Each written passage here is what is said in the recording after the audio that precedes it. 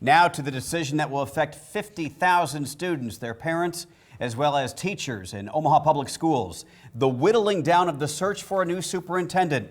OPS has its two final candidates. Both come from urban districts that are bigger than Omaha. Good evening, I'm Craig DeGrelli. And I'm Jennifer Griswold. They are Dr. Cheryl Logan, Chief Academic Officer for Philadelphia Public Schools, and Harrison Peters, Deputy Superintendent at Hillsborough County Public Schools in Tampa, Florida. But today what we found in one of their histories is raising eyebrows. Reporter Nick Starling is here with the story. Nick? Well, Jen, Craig, barring any last-minute surprises, one of these two will likely be the next leader of OPS. But today we're learning more about a controversy involving one candidate.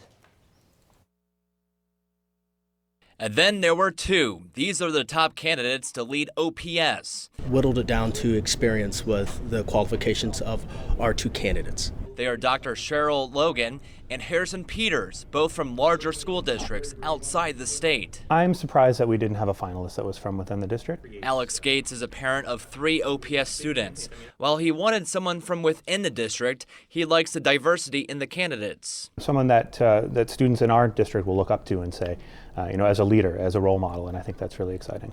But we are learning more about Harrison Peters. I'm upset because the school didn't notify me.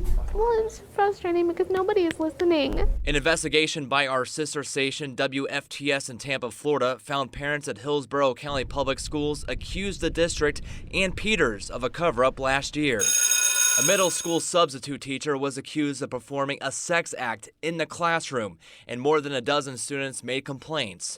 Parents said the district never notified them, and when asked about it, this was Peters' response. What if I told you that I called personally all the parents on the list in the police report, and they were learning about it from the first time from me? I mean, that could be fair. That still doesn't mean that the principal didn't reach out to each parent.